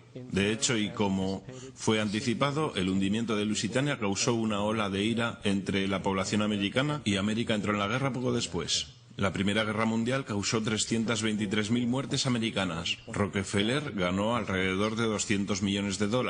Eso es alrededor de 3.000 millones actuales, sin mencionar que la guerra costó alrededor de $30.000 millones para los americanos. La mayor parte fue pedida al Banco de la Reserva Federal con interés, expandiendo aún más las ganancias de los banqueros internacionales. Segunda Guerra Mundial. El 7 de diciembre del 41, Japón atacó a la flota americana en Pearl Harbor, provocando nuestra entrada en la guerra. El presidente Roosevelt declaró que el ataque fue un día que viviría en la infamia. Un día de infamia seguramente, pero no por el supuesto ataque sorpresa sobre Pearl Harbor. Después de 60 años de información saliendo a la superficie, se ve claro que el ataque sobre Pearl Harbor fue deseado y provocado. Roosevelt, en cuya familia había banqueros desde el siglo XVIII, cuyo tío Frederick estuvo en la Junta de la Reserva Federal original, estaba muy a favor de los intereses de los banqueros internacionales y el interés era entrar en la guerra. Y como ya hemos visto, nada es más beneficioso para los banqueros internacionales que la guerra. En una entrada del diario del secretario de guerra de Roosevelt, Henry Stinson, fechada el 25 de noviembre de 1941, documentó una conversación que tuvo con Roosevelt. La cuestión era ¿qué maniobra haríamos para que hagan el primer disparo? Era deseable asegurarse que los japoneses fueran los que hicieran esto, para que no hubiera dudas de quiénes eran los agresores. En los meses que precedieron al ataque de Pearl Harbor, Roosevelt hizo lo posible para enfadar a los japoneses, mostrando una postura de agresión. Detuvo todas las importaciones japonesas de petróleo americano, congeló todos los bienes japoneses en los Estados Unidos, hizo préstamos públicos a la China nacionalista y entregó ayuda militar a los ingleses, ambos enemigos de Japón en la guerra, que dicho sea de paso viola las reglas de guerra internacionales. El 4 de diciembre, 3 días antes del ataque, la inteligencia australiana advirtió a Roosevelt sobre una fuerza de ataque japonés moviéndose hacia Pearl Harbor. Roosevelt la ignoró y, como fue deseado y permitido, el 7 de diciembre Japón atacó Pearl Harbor matando 2.400 soldados. Antes de Pearl Harbor, el 83% del público americano no quería tener nada que ver con la guerra. Después de Pearl Harbor, 1 millón de hombres se ofrecieron como voluntarios. Es importante destacar que las acciones de guerra de la Alemania nazi eran ampliamente apoyadas por dos organizaciones. Una de ellas se llamaba IG Farben, la cual produjo el 84% de los explosivos alemanes e incluso el Zyklon B, usado en los campos de concentración para matar a millones. Uno de los socios no conocidos de Farben fue la Standard Oil Company, propiedad de Rockefeller en América. De hecho, la fuerza alemana no podía operar sin un aditivo especial creado por esta compañía. El drástico bombardeo alemán de Londres, por ejemplo, fue posible por una venta de $20 millones en combustible a IG Farben por la Standard Oil Company de Rockefeller. Este es solo un pequeño ejemplo de cómo empresas americanas negociaban en ambos lados de la guerra mundial. Otra de las compañías traidoras que merece la pena nombrar es la Union Banking Corporation de New York. No solo financió numerosos aspectos del ascenso al poder de Hitler, junto con suministros durante la guerra, sino que también era un banco para lavar dinero nazi, lo que eventualmente se descubrió por tener dinero nazi en sus bóvedas. La Union Banking Corporation de Nueva York fue requisada por violación del acta de negociación con el enemigo. Adivina quién era el vicepresidente y director de Union Bank: Prescott Bush, el abuelo del presidente Bush y, por supuesto, el padre del presidente anterior. Ten esto en cuenta cuando consideres las condiciones morales y políticas de la familia Bush. Vietnam. La declaración oficial de guerra de los Estados Unidos a Vietnam del Norte en 1964 fue después de un supuesto incidente que involucraba destructores americanos siendo atacados por lanchas PT de Vietnam en el Golfo de Tonkin. Este llamado incidente del Golfo de Tonkin fue el pretexto catalítico para el despliegue masivo de tropas y guerra total. Sin embargo, hay un problema. El ataque contra los destructores americanos por las lanchas PT nunca sucedió. Fue una farsa para tener una excusa y entrar en la guerra. El anterior secretario de Defensa, Robert McNamara, dijo años después que el incidente del Golfo de Tonkin fue un error, mientras muchos otros oficiales han hecho público que fue una farsa preparada, una completa mentira. Una vez en guerra, lo de siempre. En octubre de 1966, el presidente Lyndon Johnson levantó las restricciones comerciales sobre el bloque soviético, sabiendo muy bien que los rusos estaban suministrando hasta un 80% de las provisiones a los norvietnamitas. Consecuentemente, los intereses de Rockefeller financiaron fábricas en la Unión Soviética. Los rusos las usaron para fabricar equipamiento militar y enviarlo al norte de Vietnam. Sin embargo, la financiación de ambos lados del conflicto era solo una cara de la moneda. En el 85, las reglas de confrontación de la guerra de Vietnam fueron desclasificadas. Se mostraba que podían y no podían hacer las tropas militares en la guerra. Incluía cosas tan absurdas como que los sistemas de misiles contra aviones no podían ser bombardeados hasta que se supiera que eran completamente funcionales. No se podía perseguir a ningún enemigo una vez que cruzaran la frontera de Laos o Camboya. Y lo más revelador de todo, los bancos estratégicos más críticos no podían ser atacados a menos que el ataque fuera iniciado por oficiales de alto rango. Aparte de estas ridículas limitaciones impuestas, Vietnam del Norte fue informado sobre estas restricciones y así pudo crear estrategias enteras basadas en las limitaciones de las fuerzas americanas. Debido a todo esto, la guerra duró tanto tiempo. La guerra de Vietnam no se pretendía ganar. Esta guerra por ganancias causó 58.000 muertes americanas y 3 millones de vietnamitas muertos. Entonces, ¿dónde estamos ahora? El 11S fue el inicio de lo que ahora es una acelerada agenda creada por una élite cruel. Fue una excusa para la guerra, no diferente del hundimiento del Lusitania, la provocación de Pearl Harbor y la mentira del Golfo de Tonkin. De hecho, si el 9/11 no fue planeado como pretexto de guerra, sería una excepción a la regla. Ha sido utilizado para comenzar dos guerras ilegales no provocadas, una contra Irak y otra contra Afganistán. No obstante, el 9S fue pretexto para otra guerra, la guerra contra ti. El Acta Patriótica, Homeland Security, el Acta de Tribunales Militares y otras legislaciones están diseñadas para destruir tus libertades civiles y limitar tu capacidad de luchar contra lo que viene. Actualmente en los Estados Unidos, sin previo aviso a la mayoría de americanos con el cerebro lavado, tu casa puede ser registrada sin una orden, sin estar tú en ella. También puede arrestarte sin decirte los cargos, detención indefinida sin acceso a un abogado y siendo legalmente torturado. Todo bajo la sospecha de que podría ser un terrorista. Si necesitas una foto de lo que está ocurriendo en Estados Unidos, veamos cómo la historia se repite a sí misma.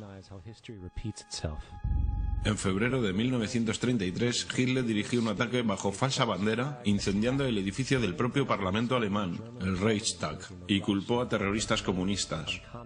Algunas semanas después aprobó el Enabling Act, que erradicaba completamente la Constitución alemana, destruyendo así las libertades de las personas. Esto permitió una serie de guerras preventivas, todas justificadas frente al pueblo alemán como necesarias para mantener la seguridad de la nación. Existe un mal que amenaza a cada hombre, mujer y niño de esta gran nación. Debemos tomar medidas que resguarden nuestra seguridad doméstica y protejan nuestra patria. George Bush o Adolf Hitler mientras presentaba en sociedad a la Gestapo.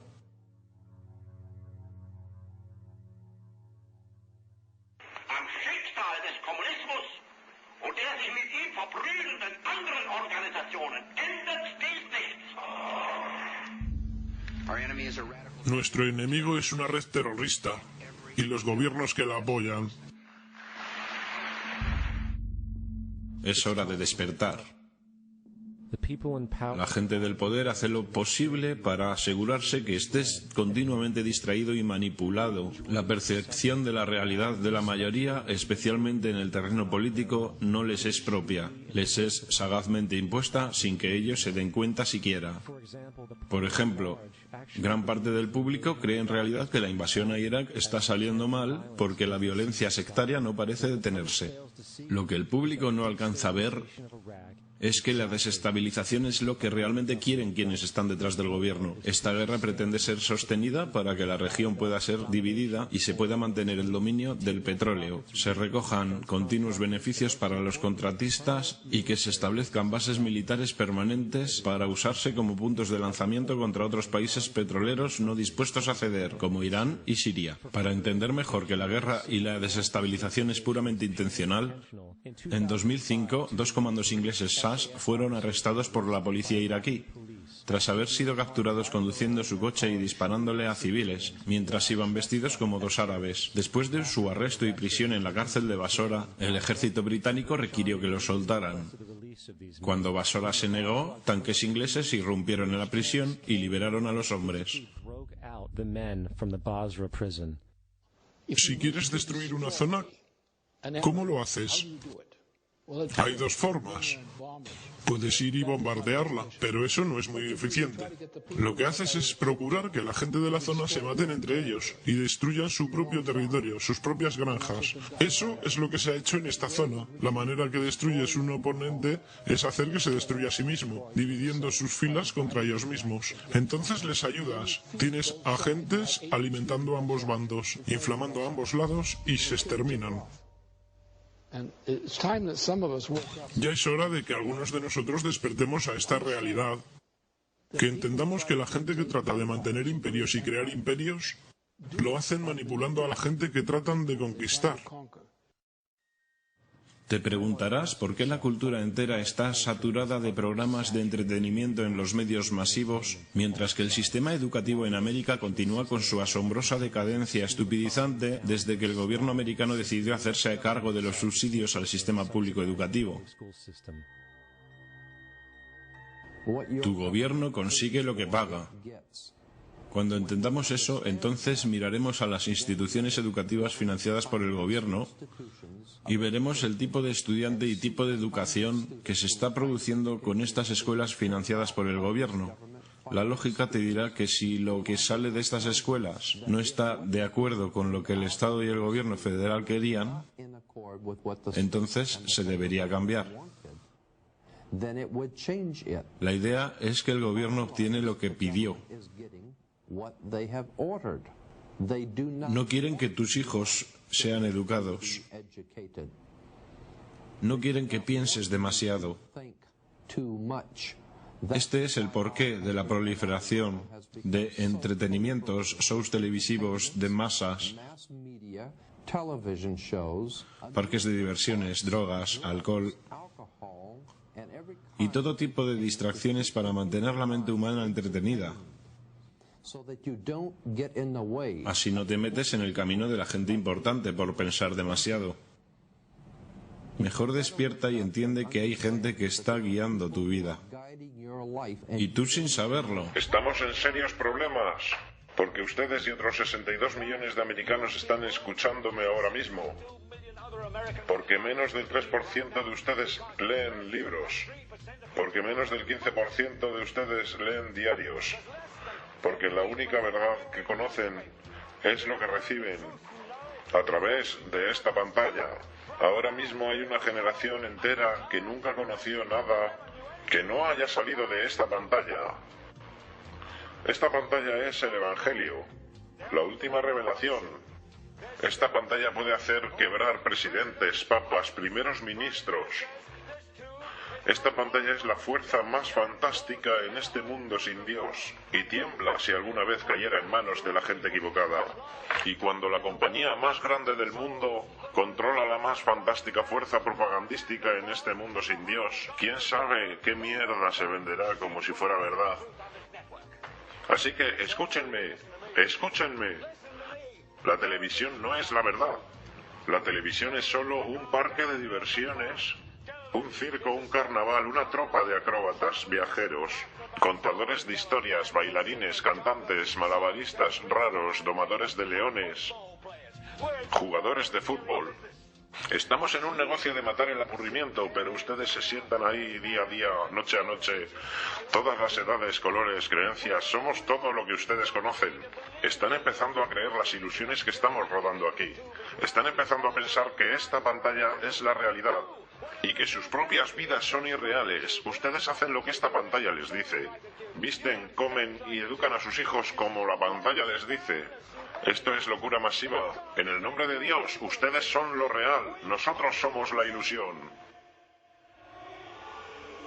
Lo último que los hombres de detrás de la cortina quieren es un público consciente e informado capaz de tener un pensamiento crítico. Por eso, un continuo y fraudulento modelo de sociedad es emitido vía religión, los medios masivos y el sistema educativo. Quieren mantenerte en una distraída burbuja inocente, y la jugada les está saliendo rematadamente bien. En 2005 se hizo un acuerdo entre Canadá, México y Estados Unidos.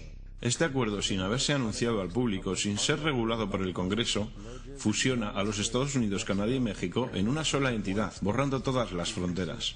Se llama Unión Norteamericana.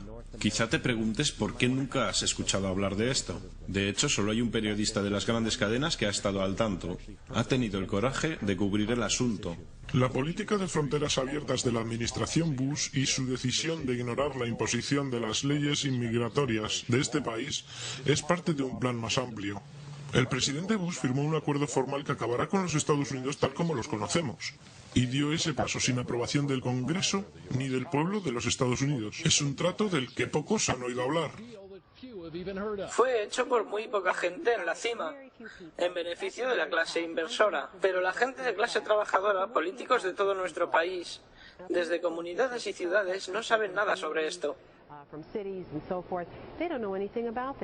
Esto no es ningún tratado comercial, es la eliminación total de la soberanía de estos países que también causará la aparición de una nueva moneda llamada Amero. Aparte, pienso una cosa. La gente que está basada en el dólar necesita fijarse en el Amero. Eso es algo de lo que nadie está hablando. Creo que va a tener un gran impacto en la vida de todos en Estados Unidos, en Canadá y en México. El Amero es la moneda propuesta para la comunidad norteamericana que está siendo desarrollada en este momento entre Canadá, los Estados Unidos y México para hacer una comunidad sin fronteras, muy similar a la Unión Europea. El dólar canadiense y el peso mexicano serán reemplazados por el Amero. Para cumplir con este arreglo, la Constitución americana quedará obsoleta. Sería de esperar que una situación como esta estuviera en portada de los periódicos. Hasta que te das cuenta de que la gente que hay detrás del arreglo es la misma gente que está detrás de los medios masivos y que no te dicen lo que no debes saber. La Unión Norteamericana es el mismo concepto de la Unión Europea, la Unión Africana y pronto lo que será la Unión Asiática. Y la misma gente está detrás de todas ellas. Y cuando sea el momento, todas estas uniones mencionadas serán fusionadas, formando así las últimas etapas de un plan en el que estos hombres han estado trabajando los últimos 60 años. Un gobierno mundial. Tendremos un gobierno mundial, nos guste o no. La única pregunta es si el gobierno mundial será llevado a cabo por conquista o consenso. James Warburg. Estamos agradecidos con el Washington Post, el New York Times, Times Magazine y otras grandes publicaciones cuyos directores han asistido a nuestras reuniones y respetado sus promesas de discreción por casi 40 años. Hubiera sido imposible para nosotros el desarrollar nuestro plan para el mundo, sujetos a las luces de la publicidad durante esos años. Pero el mundo está más sofisticado y preparado para llegar al gobierno mundial. La soberanía supranacional de una élite intelectual y de banqueros mundiales es seguramente preferible a la autodeterminación nacional practicada en siglos pasados. David Rockefeller, Consejo de Relaciones Exteriores. Un banco, un ejército, un centro de poder. Y si hemos aprendido algo de la historia, es que el poder corrompe. Y el poder absoluto corrompe absolutamente. Este es Aaron Russo, un cineasta y antiguo político. A su lado, Nicholas Rockefeller, de la infame dinastía de banqueros y negocios de Rockefeller. Después de mantener una amistad con Nicholas Rockefeller, Aaron finalmente terminó la relación, horrorizado por lo que supo de los Rockefeller y sus ambiciones. Un día recibí una llamada de una abogada que conocía y me dijo: ¿te gustaría conocer a uno de los Rockefeller? Me encantaría, dije yo. Nos hicimos amigos y comenzó a revelarme un montón de cosas. Entonces una noche me dijo: va a ocurrir un suceso, Aaron. Y a partir de ahí vamos a ir a Afganistán. Así podremos poner tuberías desde el mar Caspio. Vamos a ir a Irak. Vamos a llevarnos el petróleo y establecer una base en Oriente Medio. Y vamos a ir a Venezuela y librarnos de ese Chávez. Las primeras dos se llevaron a cabo. La de Chávez no funcionó. Vas a ver a tipos buscando a gente que nunca van a encontrar.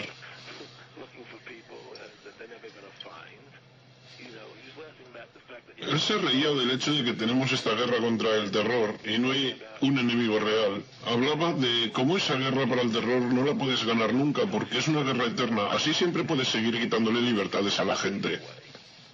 Le dije: ¿cómo van a hacer para convencer a la gente de que esta guerra es real? Me dijo: por los medios. Los medios pueden convencer a todos de que es real.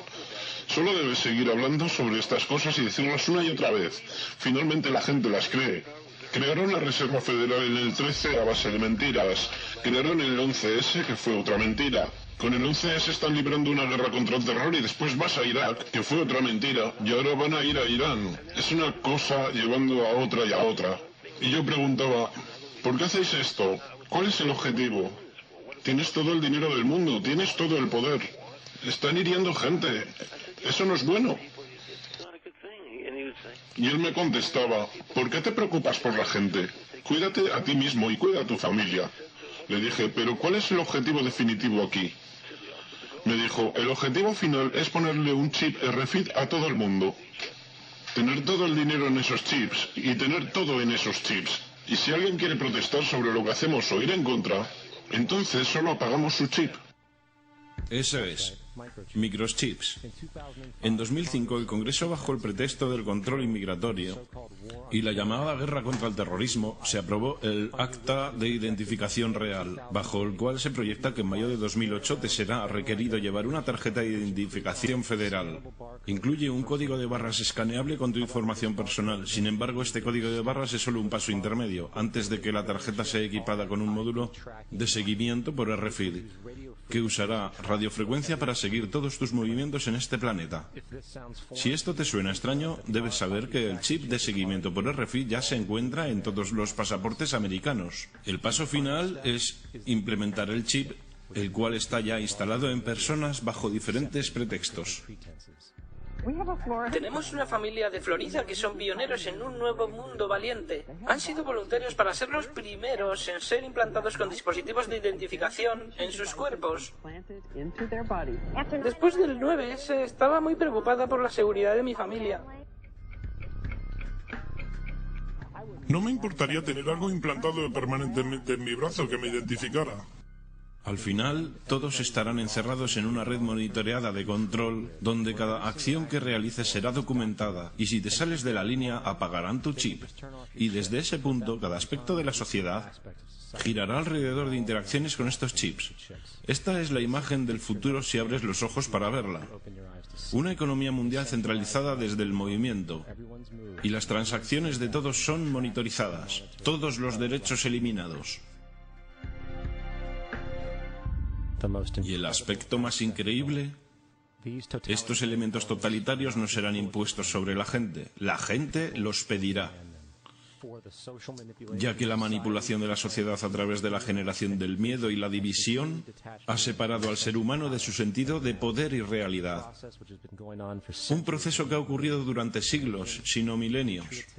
Religión, patriotismo, raza, riqueza, clase y cada forma de identificación arbitraria separatista así concebida ha servido para crear una población controlada, fácilmente maleable en las manos de unos pocos. Dividir y conquistar es el lema. Y mientras la gente continúe viéndose como separados de los demás, se prestan a sí mismos para ser completamente esclavizados. Los hombres de detrás de la cortina saben esto. También saben que si la gente se da cuenta de la verdad de su relación con la naturaleza y la verdad de su poder personal, todo el Zeitgeist con el que se alimentan caerá como un castillo de naipes.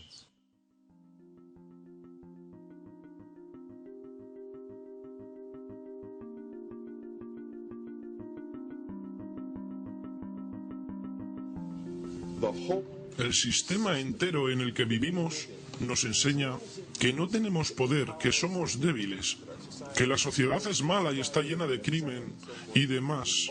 Es todo una enorme mentira. Somos poderosos, hermosos, extraordinarios. No hay razón para que no entiendas quién somos en verdad, hacia dónde vamos. No hay razón para que las personas no alcancen todo su potencial. Somos seres increíblemente poderosos. Creo que pasé los 30 años primeros de mi vida intentando convertirme en algo. Quería ser bueno haciendo cosas. Quería ser bueno en tenis, en la escuela, en las notas, y todo lo veía desde esta perspectiva. No estoy bien de la manera que soy, pero si soy bueno haciendo cosas, me di cuenta que no entendí este juego bien, porque el juego era descubrir quién era yo.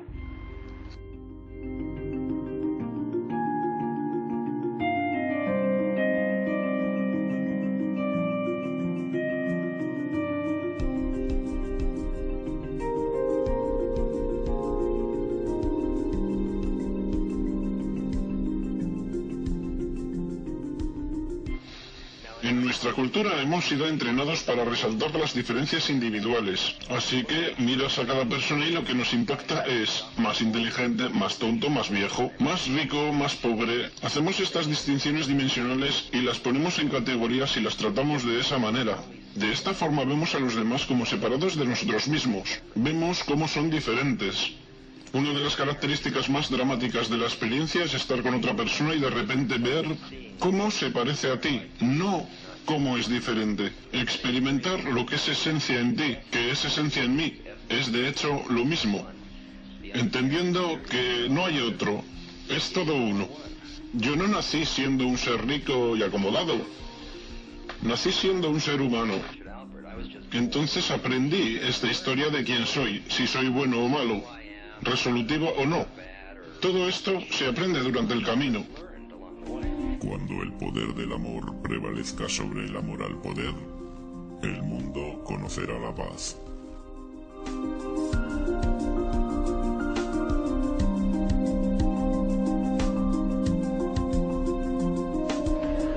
Los viejos intereses, desde el chauvinismo racial, sexual y religioso, hasta el fervor nacionalista rabioso, están empezando a no funcionar. Una nueva conciencia se está desarrollando que ve a la Tierra como un solo organismo y se da cuenta que un organismo en guerra consigo mismo está condenado.